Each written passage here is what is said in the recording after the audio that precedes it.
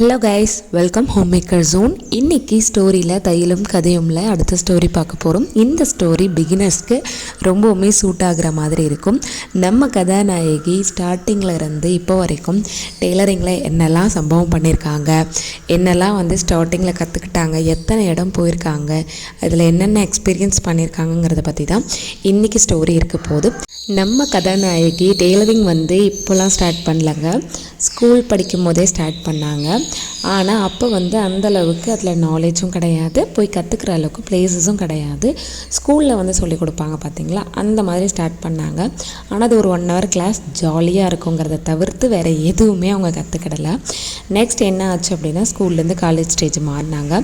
அதுக்கப்புறமா அவங்க சிஸ்டர் கூட சேர்ந்து என்ன பண்ணாங்கன்னா, ஒரு பாட்டி, ஒரு வயசான பாட்டி கூட போயிட்டு கற்றுக்கிட்டுக்கலான்னு சொல்லி ஸ்டார்ட் பண்ணாங்க. ஃபர்ஸ்ட் டைம் ஒரு சிட்டிக்குள்ளே ஒருத்தவங்க வீட்டில் போயிட்டு, அவங்க ஏஜ்டு தான், அவங்க வீட்டில் போயிட்டு நம்ம ஸ்டிச்சிங் மந்த்லி ஃபீஸ் கட்டி அந்த மாதிரி கற்றுக்கிறது முதல் டைம் அவளுக்கு. அவளும் ட்ரை பண்ணால், அதாவது மிஷின் எப்படி ரன் பண்ணுறது, மிஷின் எப்படி ஹேண்டில் பண்ணுறதுங்கிறத பற்றி பேசிக் நாலேஜ் தெரியும். ஹேண்டில் பண்ண தெரியாது, ரன் பண்ண தெரியாது அந்தளவுக்கு. அது மறந்து போச்சு காலப்போக்கில். ஆனால் அந்த பேசிக் நாலேஜ் அப்போ இருந்துச்சு, கற்றுக்க போகும்போது இருந்துச்சு. சிஸ்டர் கூட கற்றுக்கிட்டு போனதால் சிஸ்டர் மட்டும் கற்றுக்கிட்டோன்னு சொல்லி போர் அடிக்குதுன்னு கூட போன அந்த மைண்ட் செட்டோடு இருந்ததாலே அவள் கற்றுக்கிடவே இல்லை.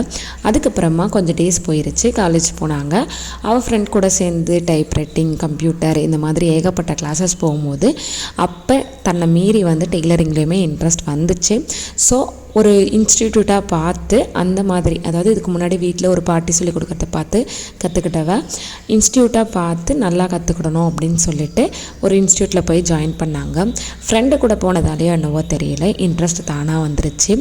ப்ளவுஸில் ஏகப்பட்ட பிரச்சனைகள் இருந்தாலும் பார்க்குறதுக்கு ப்ளவுஸ் ப்ரெசன்டேஷனாக இருக்கும். அந்த அளவுக்கு ஸ்டிச் பண்ண ஓரளவுக்கு கற்றுக்கிட்டா. ஆனால் பிகினிங் ஸ்டேஜில் இருந்து கொஞ்சம் ஓவர் கான்ஃபிடென்ட் தான் நம்ம ஹீரோயின். ஸோ நான் பண்ணிவிடுவேன் அப்படின்வாங்க.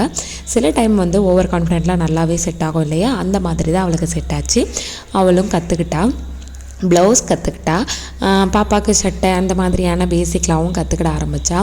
காலேஜ் போயிட்டுருக்கும் போது போர் அடிக்கிற மாதிரி ஆஃப் டே காலேஜ் இருக்கும். ஆஃப் டே என்ன பண்ணுறதுன்னு தெரியாமல் தான் டைப்ரைட்டிங், டெய்லரிங், கம்ப்யூட்டர்னு சொல்லி மாற்றி மாற்றி அவள் யூஜிலிருந்து பிஜி முடிக்கிற வரைக்கும் மாற்றி மாற்றி கற்றுக்கிட்டே இருந்தாள். அப்போ அவள் அப்பா முத வாங்கி கொடுத்த மிஷின் ஒரு செகண்ட் ஹேண்ட் மிஷின் தான். இந்த கற்றுக்கிட்டதுலாம் ஒரு பிரச்சனையே கிடையாது. கற்றுக்கிட ஆரம்பித்ததுக்கப்புறம் ஊரில் நம்மளை நம்பி ஒரு சில பேர்லாம் கொடுப்பாங்க. ஃபஸ்ட்டு ஓரம் அடிக்க கொடுத்தாங்க.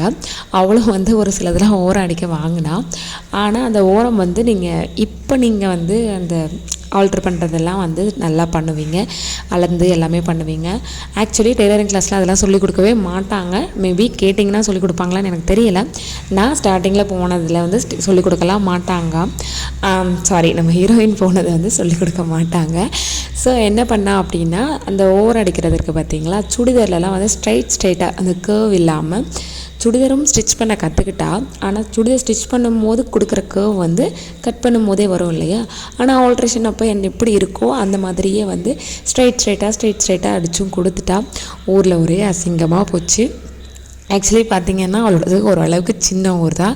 இவங்க தான் மென்ஷன் பண்ணி அசிங்கப்படுத்துகிற அளவுக்கு ஒரு சின்ன ஊர் தான். அந்த மாதிரி ஒரு ஊரில் ஓரம் அடித்து கொடுத்து அதை போட்டுட்டு வரும்போது இவருக்கே பார்க்க சகிக்காது. ஆனால் என்னவோ தெரியல, நீங்கள் எல்லாருமே கவனிச்சிருப்பீங்க, அவளுக்கு ஆல்ட்ரு பண்ணும் போதோ இல்லை அவளுக்கு கை அட்டாச் பண்ணுறது, ஒரு ரெடிமேட் ட்ரெஸ்ஸில் ஆல்ட்ரேஷன் பண்ணுறது எல்லாமே பக்காவாக இருக்கும்.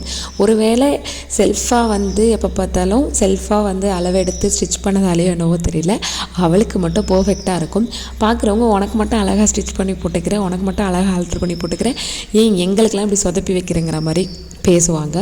ஸ்டார்டிங்கில் கற்றுக்கிட்ட போது இந்த ஆல்ட்ரேஷன் எல்லாம் இப்படி ஒரு காமெடி போய்ட்டு இருந்தாலும் ப்ளவுஸை ஸ்டிச் பண்ணுவோம் ஓகேங்களா. நம்மளை நம்பி நம்ம ப்ளவுஸ் ஓகே, இன்னுமே நம்ம கதாநாயகிட்ட அந்த ப்ளவுஸஸ்லாம் இருக்குது. நம்ம ப்ளவுஸை ஓகே, ஆனால் நம்மளை நம்பி கொடுக்குறாங்க அப்படின்னா யார் கொடுப்பாங்க? கூட பிறந்தவங்க கொடுப்பாங்க, இல்லைன்னா சித்தி பசங்க, சித்தப்பா பசங்க, இந்த மாதிரி தெரிஞ்சவங்க கொடுப்பாங்க. அதை விட பெரிய ஆள் யார் கொடுப்பாங்க அப்படின்னா நம்ம அம்மா தான் கொடுப்பாங்க. அந்த மாதிரி தான் கதாநாயகியோட அம்மாவும் கொடுத்தாங்க, அவங்க சிஸ்டர்ஸும் கொடுத்தாங்க. ஆனால் அந்த ப்ளவுஸ் எல்லாம் வந்து போட முடியுமான்னு கேட்டிங்கன்னா டெஃபினட்டாக முடியாது. என்னதான் இருந்தாலும் அவங்க வந்து கதாநாயகி எவ்வளோ தான் ட்ரை பண்ணி என்ன தான் சொதப்பி என்ன தான் லூஸாக ஒரு மாதிரி ஆல்ட்ரே பண்ண முடியாத ப்ளவுஸ் ஸ்டிச் பண்ணி கொடுத்தாலும் அவங்க அம்மா சந்தோஷமாக தான் போட்டுக்கிட்டாங்க. ஆக்சுவலி வந்து கதாநாயகியோடைய அம்மா எதை செஞ்சாலுமே கொஞ்சம் பாசிட்டிவாக தான் பார்ப்பாங்க. சூப்பர், இன்னும் கொஞ்சம் அடுத்த வாட்டி அந்த மாதிரி தான் சொல்கிற ஆள். ஸோ அதனாலேயே என்னமோ தெரியல, இவளுக்கு கொஞ்சம் ஓவர் கான்ஃபிடென்ட் அதிகம். இன்னுமே இந்த மாதிரி பூஸ்ட் பண்ணுற ஆள் இருக்கிறதால பண்ணிடுவோன்னே சொல்லி சொதப்பிட்டே இருந்தா. அப்படி சொதப்பல இருந்தால் கூட பரவாயில்லன்னு சொல்லி அவங்க அம்மா போட்டுக்கிட்டாங்க. அவங்க அம்மா போடும்போது பார்க்க நல்லாவே இல்லைனாலுமே தான் பொண்ணு தைச்ச சந்தோஷத்தில் அவங்க போட்டுப்பாங்க. பார்த்து கதாநாயகிக்கும் ஹாப்பியாக இருக்கும். அது என்ன தான் ஆல்ட்ரு பண்ண அவள் ட்ரை பண்ணாலும் ஆல்ட்ரே பண்ண முடியாத அளவுக்கு ஒரு ப்ளவுஸ் ஸ்டிச் பண்ணியிருப்பாங்கன்னா பார்த்துக்கோங்க. பிகாஸ் ஒரு சிலதை ஆல்ட்ரு பண்ணலாம், ஒரு சிலதெல்லாம் ஆல்ட்ரு பண்ண முடியவே முடியாது.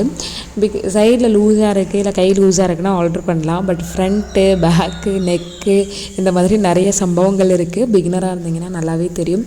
இது மாதிரி பிரச்சனையெல்லாம் நம்மளுக்கு தான் வருமா அப்படிங்கிற அளவுக்கு வரும்.